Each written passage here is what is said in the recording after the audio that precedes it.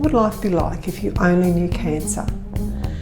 As a child and then growing into adulthood, what would your outlook be?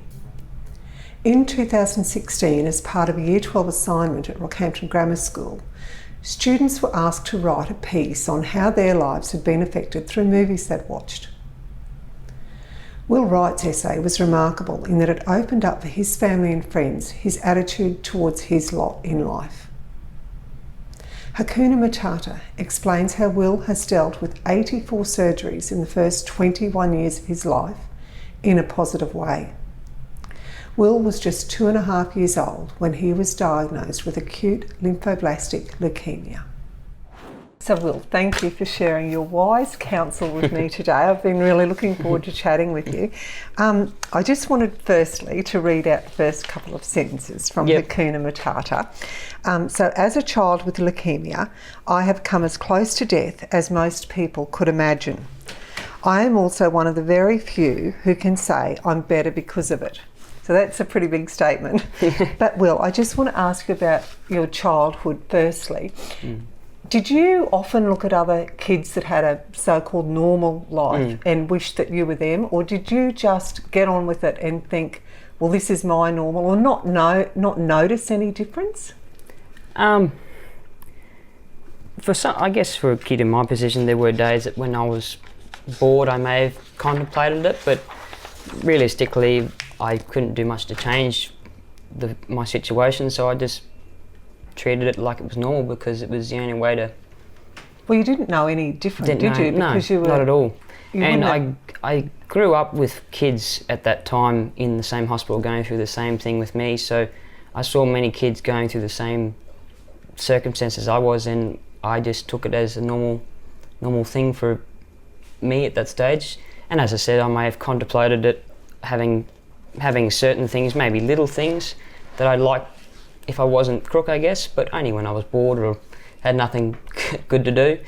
But otherwise, I think it was in an environment that it was very normal, and I grew up around people that, it was just the normal circumstances. I didn't treat it any differently.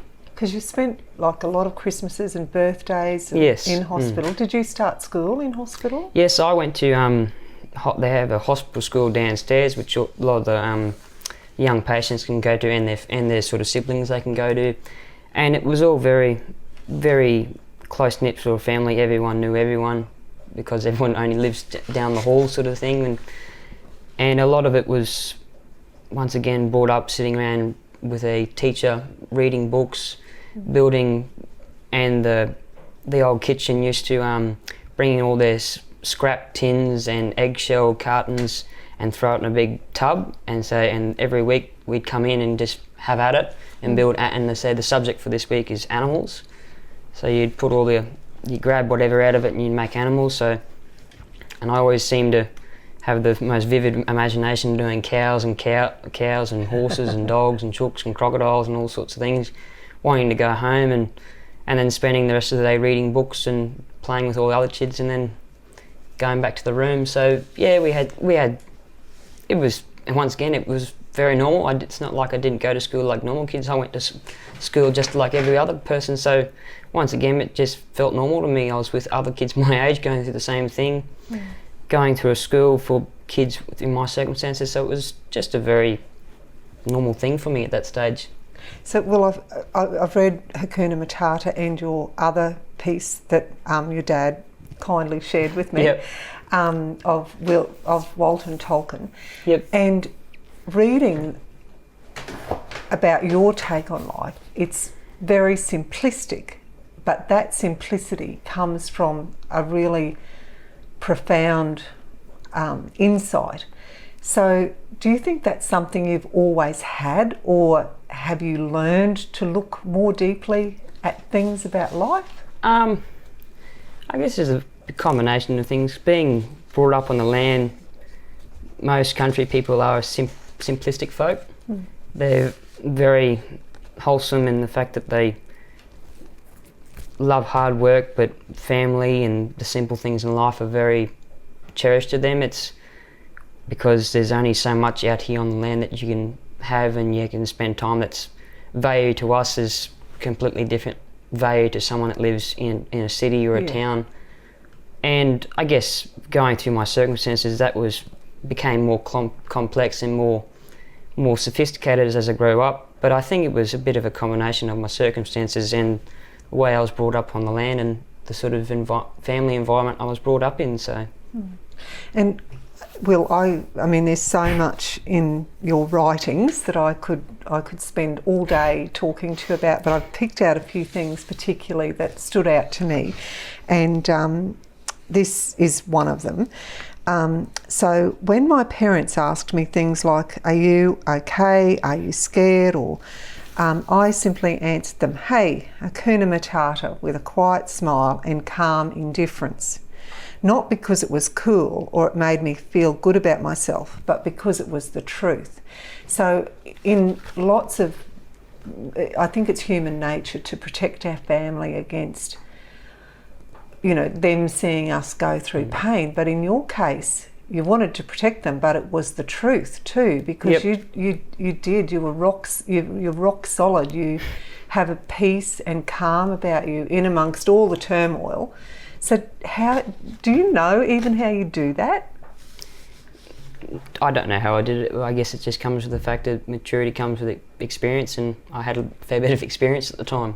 Yeah. The other thing that really stands out to me across all of them, and I'll just find it here, it's about choice.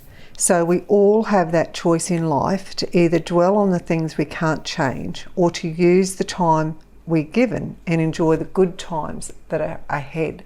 So how does the choices we make, how can they make our lives better? I guess there I make it sound easy to make, just to say, I just make the choice, I'll live a happier life, it's all easy, happy days. But it is hard sometimes when you go through the tough times to just simply wake up and make those choices. But if everything was easy, nothing would get done in this world. If everything was easy, sometimes the hardest choices have just got to be made, and if you're willing to sort of be brave enough to make those choices, you'll find that either you'll make yourself happier or you'll make the ones around you happier as well, or both, hopefully. And it just comes down to the fact that sometimes you just got to be brave enough to make the choice just to say, no, I'm not going to live like that, I'm going to do something different. I'm going to get up in the morning and drink a cup of tea and watch the sun come up because it's what I want to do. I don't want to sit and feel sorry about myself, I guess. So how does, we were talking before about getting up and especially for you being on the land and having something to get up for and look forward to every day. How important is that in making that choice to be happy? I find it exceptionally important. I'm a bit mad if I don't keep busy. I like working with my hands and being outdoors and keeping both being physically active and actual being mentally active, whereas where that be reading a book or fencing or chasing cows or going for a walk, anything really, but just being able to get up in the morning and make something with your hands and find something to do is just gold to me. Just finding something I can get up in the morning and be passionate about and keep me busy, basically. And that's, I think, it could contribute to how it keeps me going. Just being able to wake up and do stuff. Having something to fill your life with. Yeah. And well, what other stories? We've talked about Lion King and Lord of the Rings, which you wrote about in your second piece. So what other stories have inspired you? What have you seen in other stories that most of the population miss? Oh, there are many. It's very hard.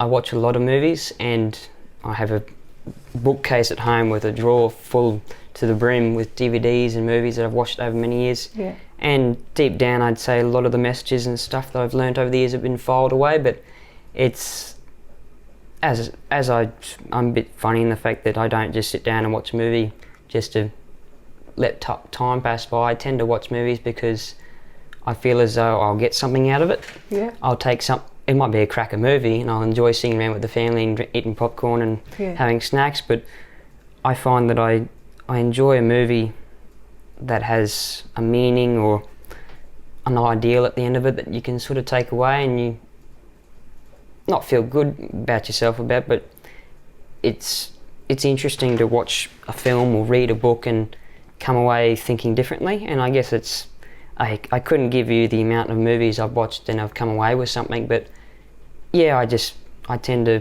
think about the activities I do, like movies and books, a bit differently to other people, I guess. Yeah. Well, I know after, we as a family, we watched The Lion King, right from when our kids were little. But after reading your piece, Hakuna Matata, and then we watched it again, it was amazing how that what you wrote opened up that movie for all of us. And we were sitting there saying, oh, that's what Will meant, that's what he said there. And it was really, really interesting to have your perspective on it. So I was really grateful to have been able to read that and then watch the movie again. Like, I love watching my films and reading books, but I never really thought much of the stories that I wrote. I did it for a bit of fun or for a good mark at school, but I'm finding I don't really like the credit I'm getting for the stories I've been writing, but what I am enjoying is the fact that people are looking at the same thing I'm looking at and actually getting something and viewing life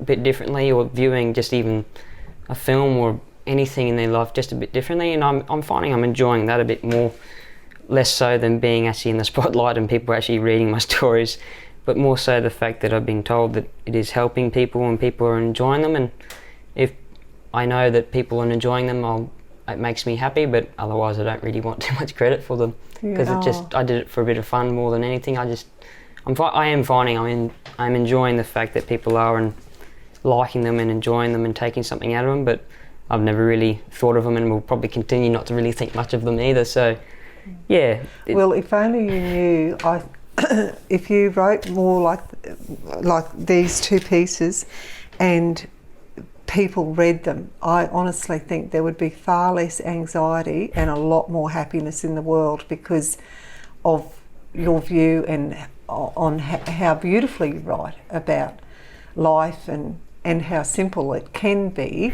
if you take the worry out of the everyday. I just wanted to ask you, you've completed 1 year of environmental science. Yes. Yep. So because you're on a place in the beef industry, so what do you hope the environmental science degree will bring back to the beef industry? I find that the course is not going to present me with anything like a flash job or take me places, but more so it's just an avenue to gain knowledge, because as the days go by, it's becoming a bigger and bigger part of what we do in agriculture, and it is linked to agriculture, but I find it important just to, although some of it may not interest me, it's all just more tools in the toolbox, getting a knowledge base and learning how they look at the world from their perspective, and learning about everything from the tiniest rock to the biggest tree, and stuff that I would walk around the paddock and my parents and my grandparents would talk about, linking that to what a person would say in a lecture room about that tree so and so. And it's just a knowledge thing, just being able to learn. I think it's important that people try and learn as much as they can, even if it means that may not get them anywhere, but it's just being able to get up and engage and learn things, even if it's a bit different, I think is very important, which is why I'm doing environmental science, because it'll teach me many things about biology, geography, law, science, economics, many different variety of things that are all very important and a part of agriculture in a sense. And doesn't mean I don't want to come home and chase cow, because I don't think I'd do anything else. But Yeah. I just realised that it's good to have a backing and a bit of a ground knowledge in other fields to fall back on and apply at home and apply in the ag industry, I guess. Yeah, and I guess, running a business these days too, you need to have a bit of business acumen and understand how things work too. So, and your dad was telling me your goal is to end up at Marcus Oldham. Yeah, I'm hoping that by 2021 I'll be admitted to Marcus Oldham and do a 2-year agribusiness degree at Marcus. And once again, I'm going to Marcus without a thought in my head. I want to go to, once again, learn as much as possible, meet as many industry people and peers from a variety of backgrounds and industries, and just learn. It's something that I really find makes me happy, is sitting and talking to people and actually learning new things and knowing about the world around me, which is the other reason why I like environmental science, and the reason why I want to do agribusiness, because I want to know about the business side of ag as well, not just the growing the grass and the growing of sort of animals. And that's the reason why I want to go to Marcus as well. Yeah, great. And Will, what do you think is the most important thing you would like to tell people about living a happier, simpler life? Don't worry. Don't worry about things. Well, more specifically, don't worry about the things you can't control. Yep. And don't worry about the people in the world that are sort of not out to get you, but make life hard. Because the people that cared don't matter, and the people that matter don't care. Yeah. And I think it's very important just to make sure that you're happy and not to worry about things you can't control, because if you're not happy, it sort of flows on and you make life a lot harder for yourself and the ones around you by sort of being unhappy. And I think it's a lot easier to not worry about the things you can't control and just live life and be happy. Well, that's great advice, and it's similar. Like, I sometimes think, we're not here for a long time, so we might as well be happy while we're here. Yep, we're not here for a long time, we're just here for a good time. Thanks, Will. Thank you very much. Most welcome. Awesome. Thanks so much for watching our video. I hope you enjoyed it, and please try to remember to just click on the subscribe button so we can keep you updated with everything that's happening. Thank you.